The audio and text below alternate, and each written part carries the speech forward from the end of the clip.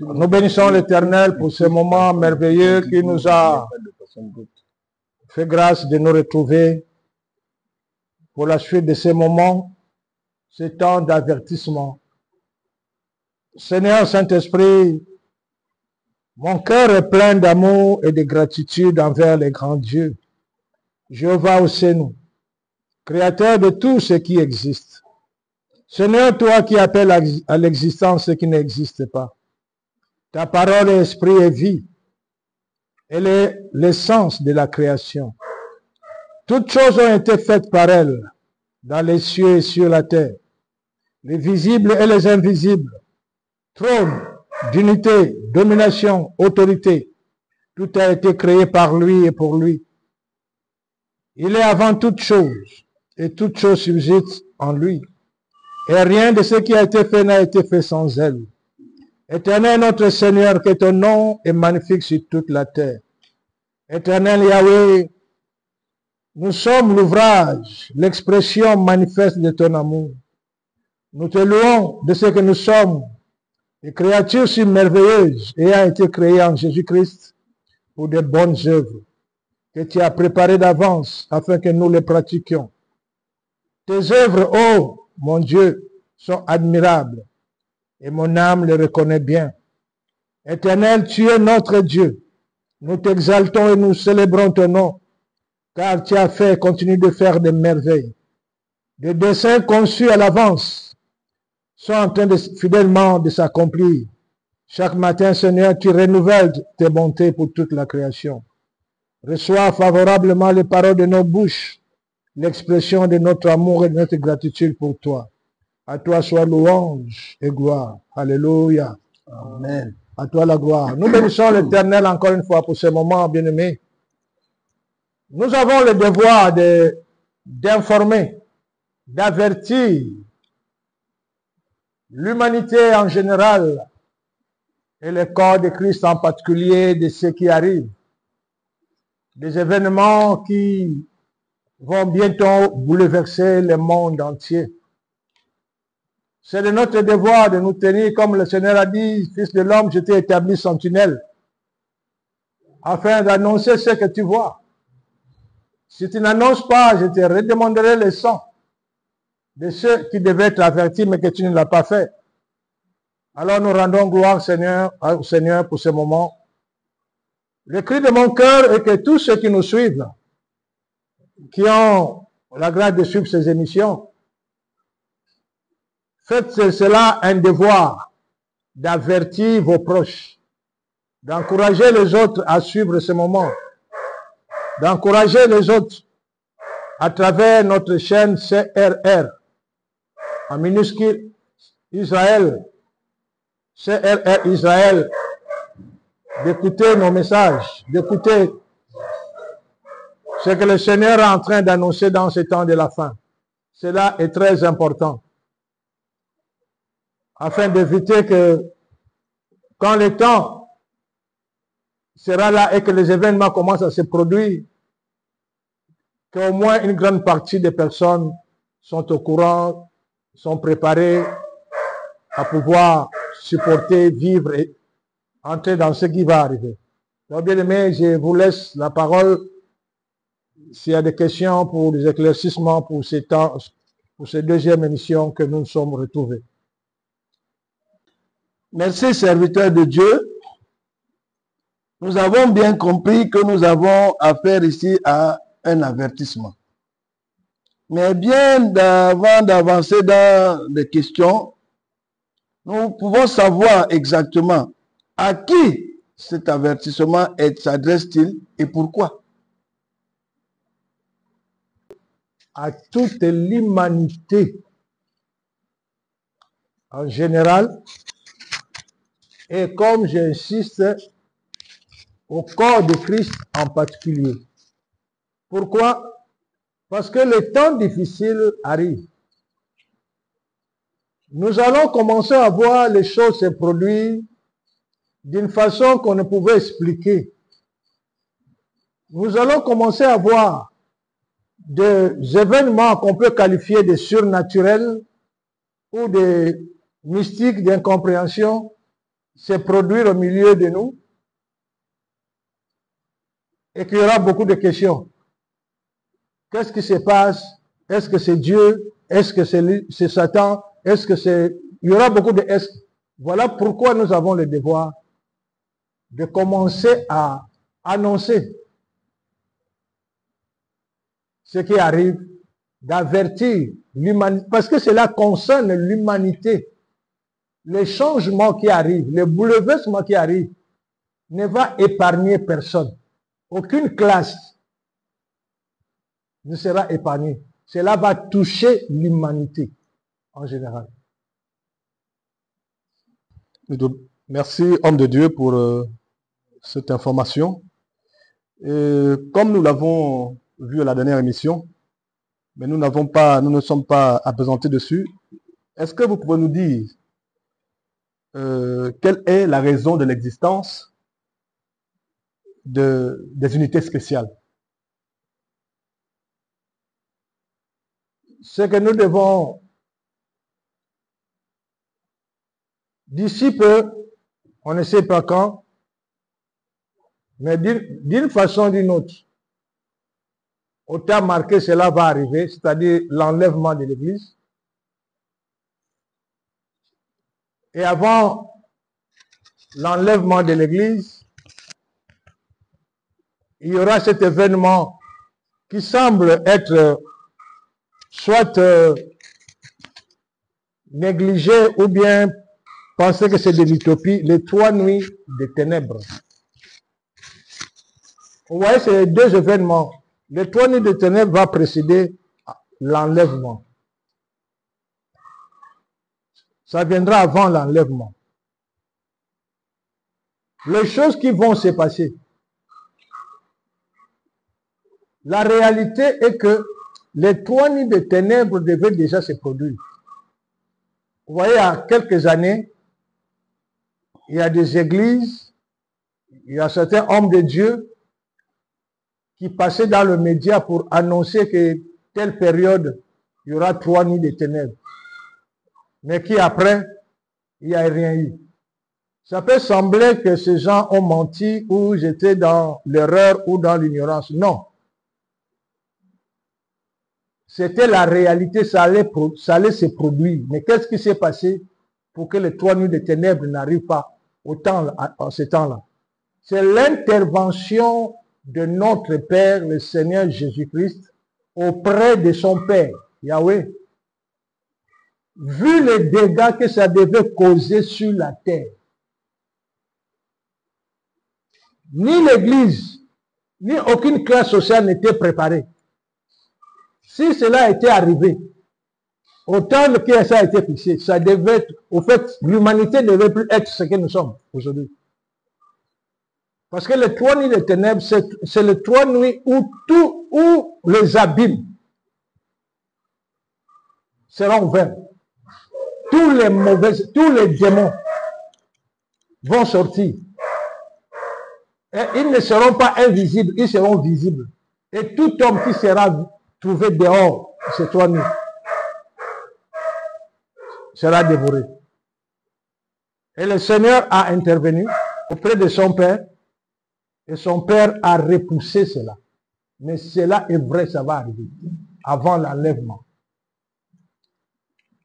Quelle est la raison d'être des unités spéciales? Vous voyez, M. Lucifer, dans son intelligence peut-être supérieure à l'homme, mais insignifiante par rapport à Dieu, il pensait que dans le temps que nous avançons, que Dieu va laisser la terre à sa merci, que Dieu va livrer l'humanité, qu'après que l'Église sera enlevée, que la terre entière sera livrée entre ses mains pour faire ce qu'il veut.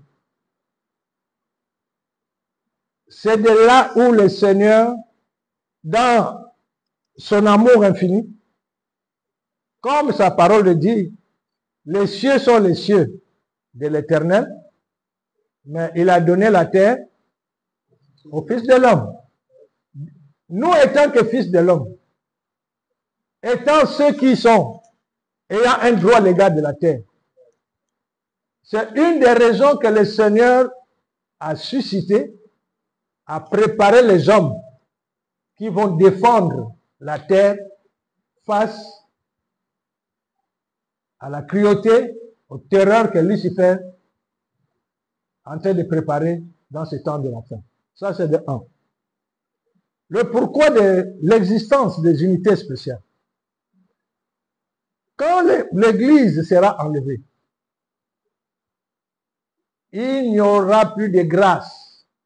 Le temps de grâce sera fini.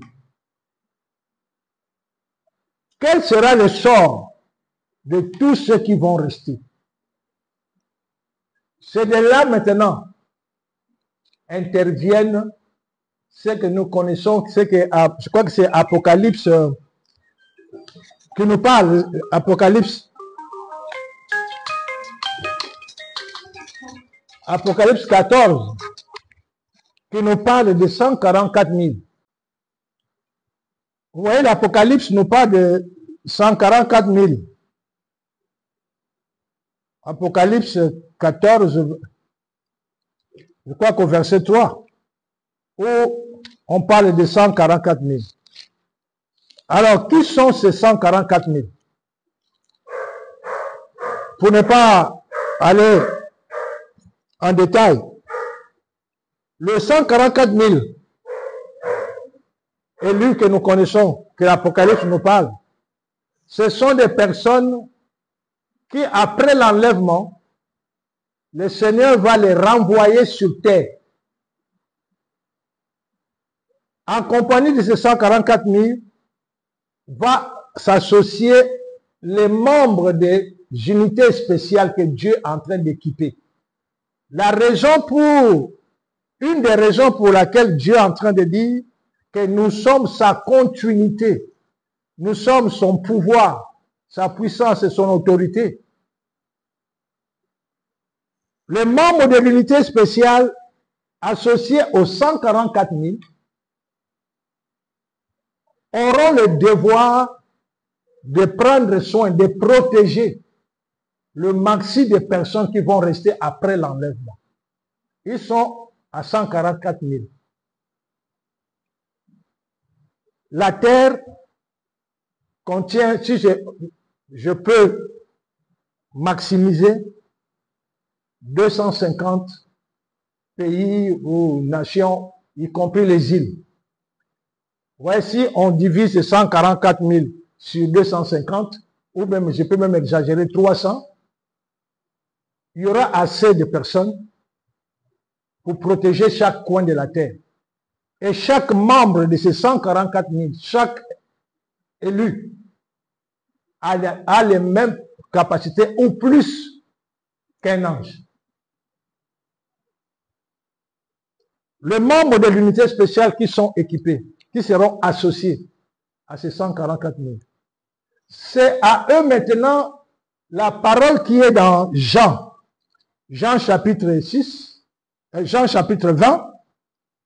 Je peux lire ces paroles pour nous édifier. Jean chapitre 20, à partir du verset 21.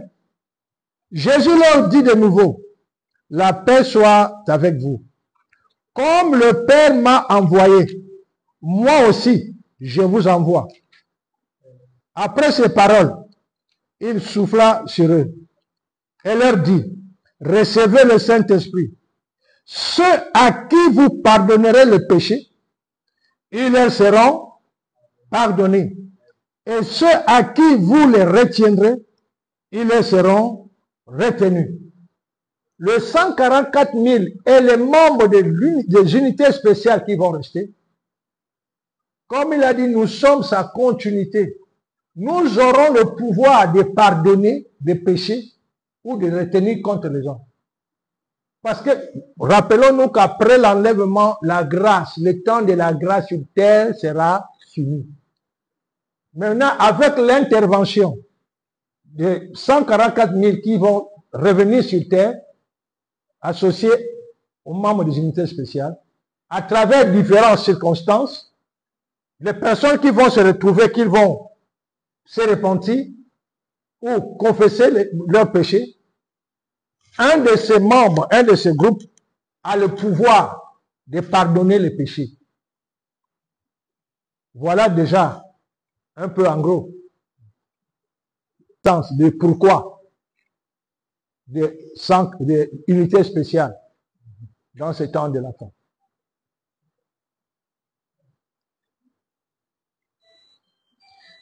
Merci, serviteur de Dieu, pour cette éclaircie.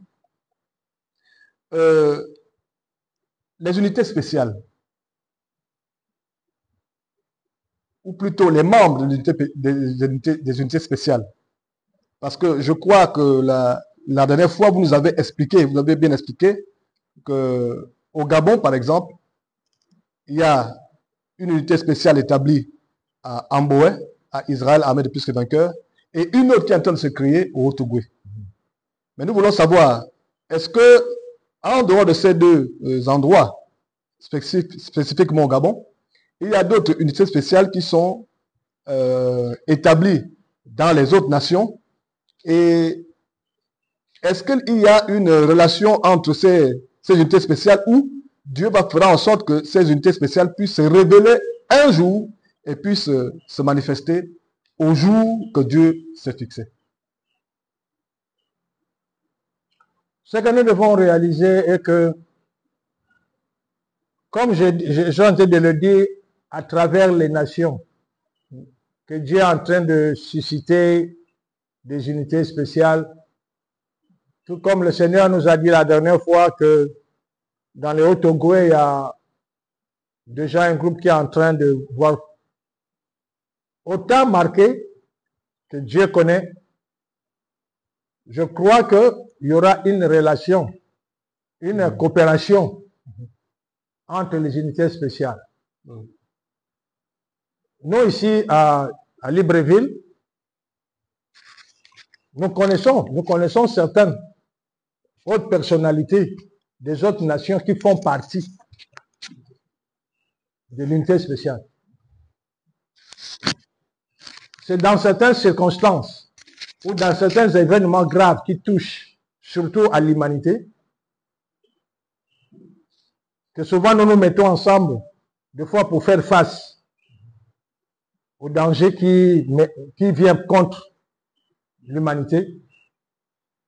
Mais publiquement, comme nous ne sommes pas encore publics, publiquement, on n'a pas de relations, mais sur les autres plans, sur le plan spirituel et sur le plan du ciel, on a des relations.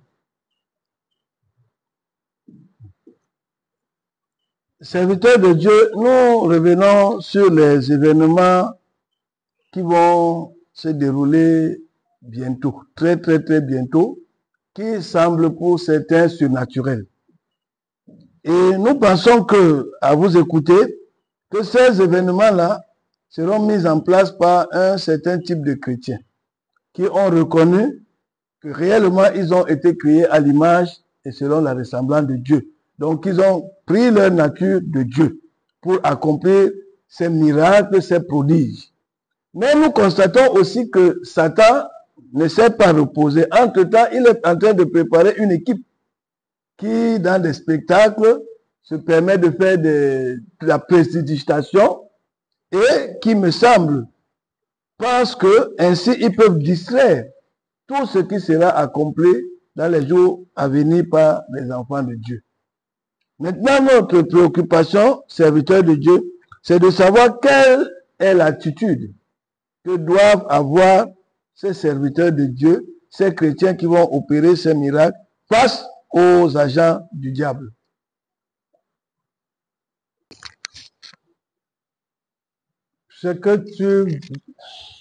Quelle attitude, quel comportement, en fait, je ne le minimise pas,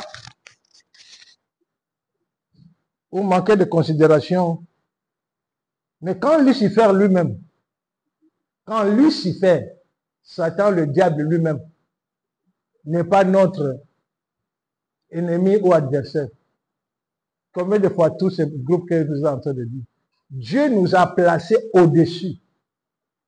Au-dessus de toute autorité qui existe sur terre comme autorité. Dieu nous a placés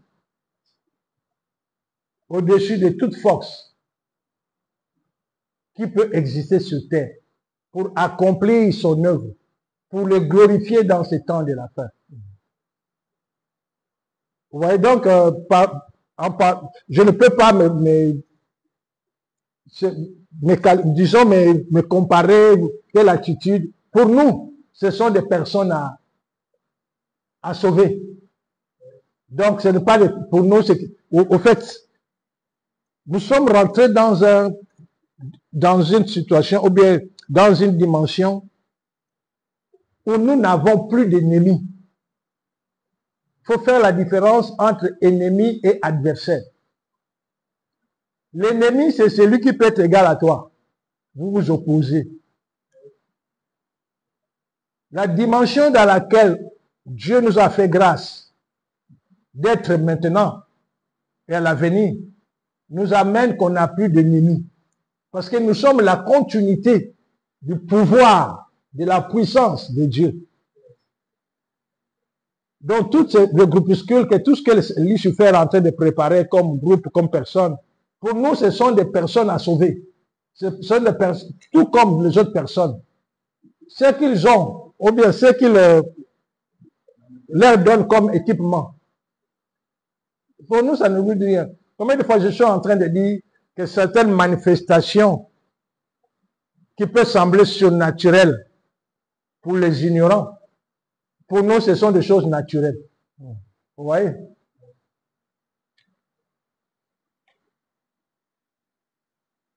Merci, serviteur de Dieu. Alors, nous aimerions savoir pourquoi Dieu a-t-il fait des membres de l'unité spéciale son prolongement, le prolongement de son amour, de son pouvoir, de son autorité, et pourquoi il les a placés au-dessus de toute autorité sur la terre et en mettant toutes les richesses de la terre à leur service. Pourquoi Dieu a fait cela? Comme j'ai dit dans certaines de mes interventions, c'est de la volonté de Dieu que les membres de l'unité spéciale sont ce qu'ils sont. Ce n'est pas par autre considération qu'on peut dire qu'ils ont mérité, qu'ils ont... Non. C'est le Seigneur qui a appelé, c'est le Seigneur qui est en train de les équiper pour être les représentants directs de Dieu dans le temps où la grâce de Dieu ne sera plus opérationnelle sur la terre. En cela, pour représenter celui qui est omnipotent, omniscient, omniprésent. Alors Dieu a fait grâce à tous ses membres de jouir d'une partie de ce qu'il est. C'est tout justement, c'est pour qu'en face d'eux, quand il y a une situation à régler, selon la volonté de Dieu ou selon le cœur de Dieu, ils vont le faire sans problème. Pourquoi les richesses? L'or et l'argent appartiennent à qui? Appartiennent à Dieu. Nous connaissons, nous tous, la puissance, l'influence de la richesse par rapport au cœur de l'homme. Combien de personnes se sont détournées? Combien de personnes se sont vendues? Combien de personnes se sont rabaissées? Tout juste à cause de l'argent, à cause de soi-disant richesse. Voilà pourquoi Dieu a mis à notre disposition pour sa gloire. Ce n'est pas pour se faire, pour se dire qu'on a des richesses, qu'on a se faire. Non, c'est pour la gloire de Dieu. L'or et l'argent qu'il a mis à notre disposition, ce n'est pas pour se taper des titres ou pour dire que nous avons chéri. Non, c'est pour glorifier Dieu dans des circonstances quand il faut intervenir financièrement de le faire. Quand il y a une situation qui demande, il faut que les richesses parlent. Nous allons faire intervenir les richesses. Quand il y a des situations où il faut le pouvoir ou la puissance parle, alors nous allons manifester la puissance. Quand il y a des situations où il faut que l'amour doit être manifeste, alors nous allons manifester l'amour. Voilà pourquoi il a fait de nous ce prolongement en mettant tout cela à notre disposition pour sa gloire.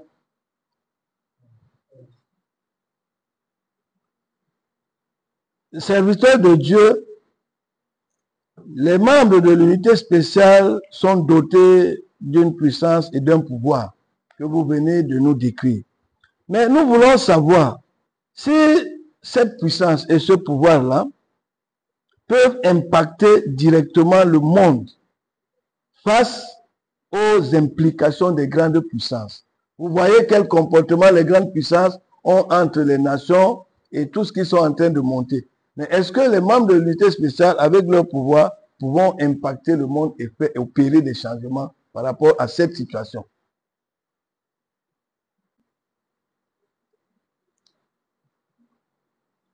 Vous voyez, comme je suis en train de le dire,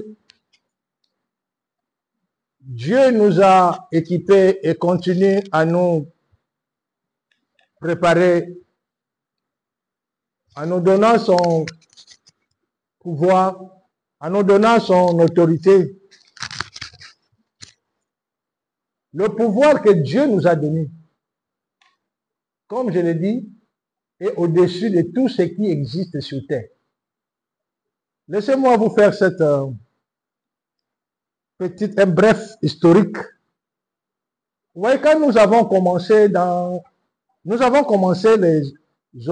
les opérations en 2020. C'est en 2020 que le Seigneur, après avoir choisi certains d'entre nous, a commencé à nous montrer comment opérer dans ce temps de la fin.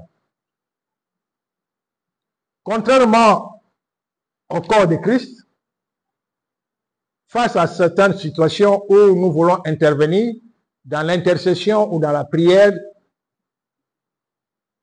nous pouvons tenir, nous, en train de libérer le feu, le paix, le marteau, toutes les armes que Dieu a mis à disposition contre les situations que nous voulons voir changer. Mais quand le Seigneur Jésus a amené à l'existence l'unité spéciale, il commençait par nous montrer que lorsque nous voulons intervenir dans une situation, nous n'avons pas besoin d'envoyer les armes que nous connaissons. Il nous a donné le pouvoir de nous présenter à la situation. Je prends l'exemple. Il y avait des situations où le Seigneur dit, occupez-vous de telle personne, ou de telle famille, ou de tel groupe de personnes, ou village, ou ville, ou nation. Donc quand on s'occupe d'une personne, que le Seigneur a dit de libérer la personne, nous partons où la personne est retenue prisonnier. Et quand nous arrivons, je me rappelle au début, dans les années 2020, quand on s'est présenté chez soit un agent du diable, soit chez un sorcier, pour dire, nous sommes venus récupérer telle personne. Et ce qui était étonnant, au début, quand les sorciers ou l'agent du diable ou les agents du diable nous voient arriver, la première question est, qui êtes-vous? Mais nous venons de la part du Seigneur Jésus-Christ. Nous venons pour la situation de telle personne. Elle dit, vous êtes des chrétiens? Oui, nous sommes des chrétiens. Elle dit, non, vous n'êtes pas des chrétiens. Nous, on connaît les chrétiens. On n'a jamais vu les chrétiens opérer comme ça. On n'a jamais vu un chrétien aller chez un sorcier ou un agent du diable aller réclamer la libération. Il a dit, non, nous sommes des chrétiens. Mais de la nouvelle génération. Ouais, au début, on nous traitait de... En face, on nous appelait les asticots. Regardez les asticots comme ça, on peut vous écraser. Là, ils ne nous connaissaient pas encore. Parce que souvent, quand on partait en mission, on était à 2, 3 ou 4. Et quand on arrivait, on ordonnait, nous voulons la libération de telle personne immédiatement. Certaines règles que le Seigneur nous a donné, à tout moment où nous nous trouvons face à une personne, nous n'allons pas directement engager la guerre ou le conflit. Nous devons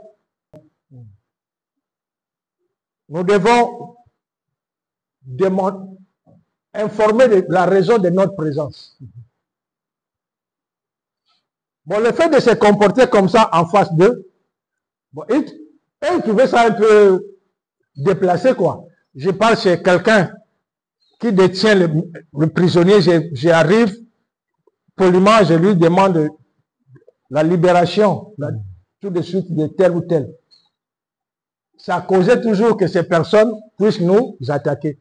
C'est maintenant quand ils nous attaquaient, c'est à partir de là qu'ils découvraient ce que nous avons comme puissance ou comme pouvoir. Donc nous pouvons intervenir par un mot, le neutraliser, le laisser sur place. Et quand on partait pour une personne et qu'on trouvait d'autres prisonniers chez les sorciers ou chez l'agent du diable, on libérait tous ceux qui étaient prisonniers. Même on trouvait les âmes désincarnées, c'est-à-dire les gens qui ont été déjà physiquement, qui sont morts, mais leurs esprits, leurs âmes sont emprisonnés chez les sorciers ou chez l'âme, chez l'agent du diable qui travaille avec, on libérait tout le monde. Vous voyez, au fur et à mesure qu'on montait, le Seigneur nous a amenés pour libérer des villes et des nations.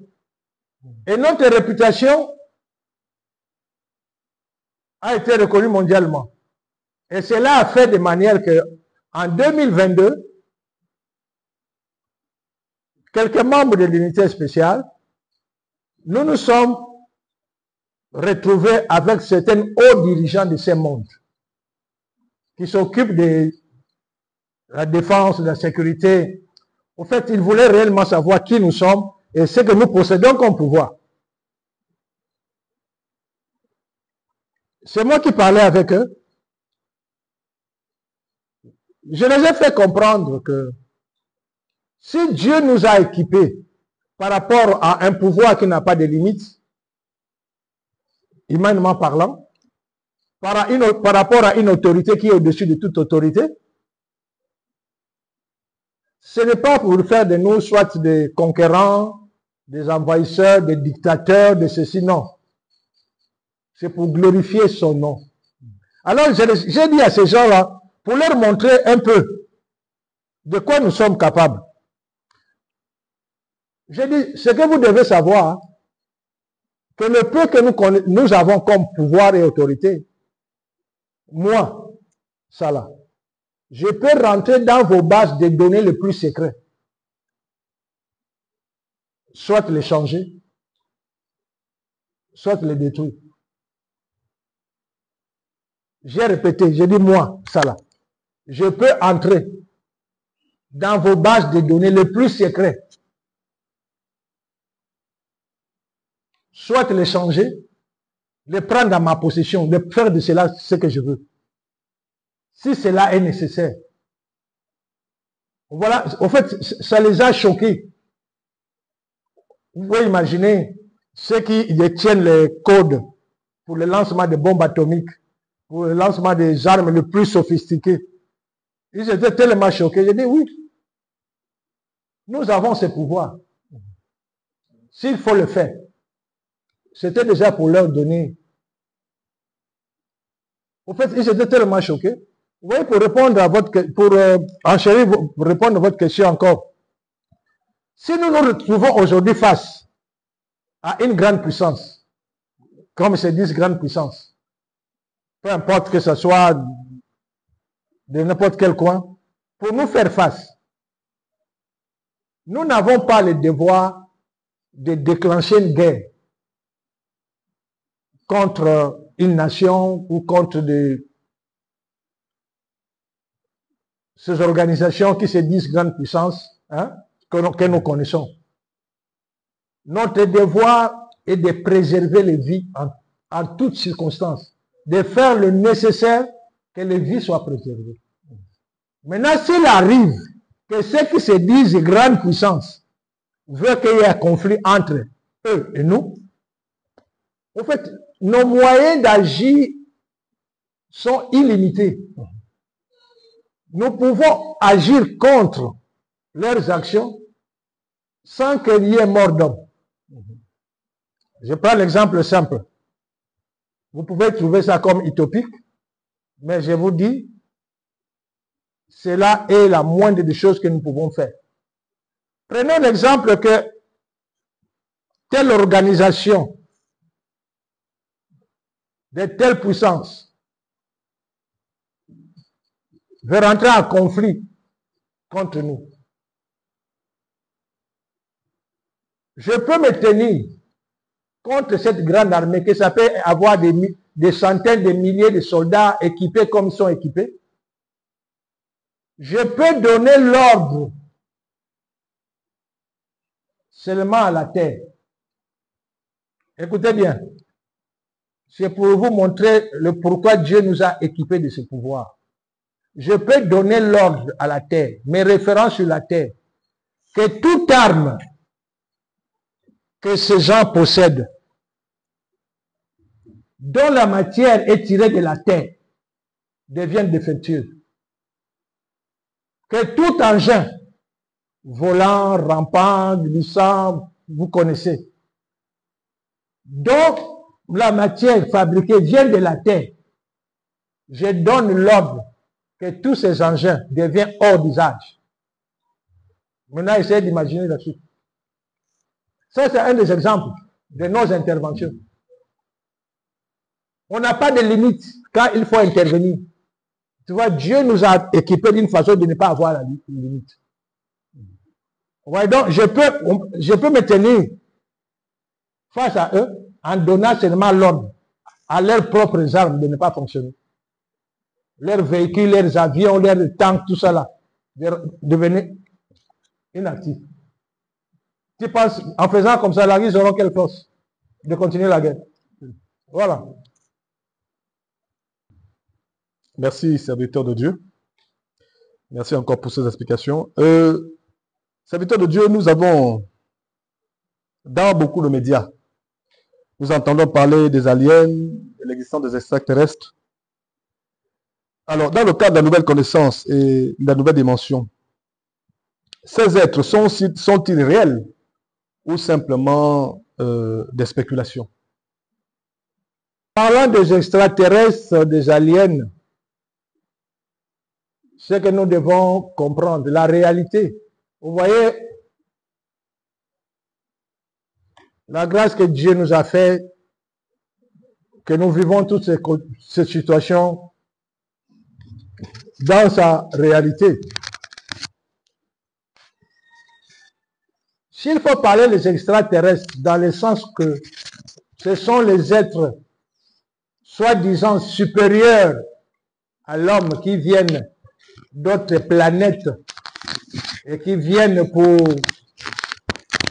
nous apporter leur science qui semble soi-disant élevée, je dirais c'est utopique, c'est faux. Maintenant, s'il faut parler des extraterrestres dans le sens que ce sont des êtres vivants qui viennent d'autres galaxies.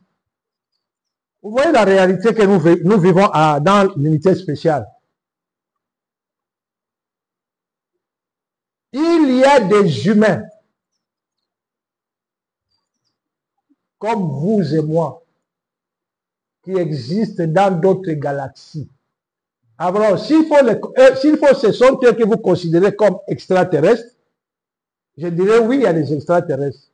Dans le sens qu'ils viennent à l'extérieur de la Terre. Mais s'il faut parler des extraterrestres dans le sens que ce sont des autres qui viennent comme on voit dans les science-fiction, qui sont comme ils sont, qui nous viennent avec les soucoupes volantes, ceci pour nous. Ça, ce sont des montages de Monsieur Lucifer. Il y a des satellites. Hein? Il y a des satellites en dehors de la planète Terre que Lucifer a mis des bases. À travers ces satellites, où ils fabriquent les aliens. Tout comme sur la Terre, il y a des endroits un peu éloignés dans des zones habitées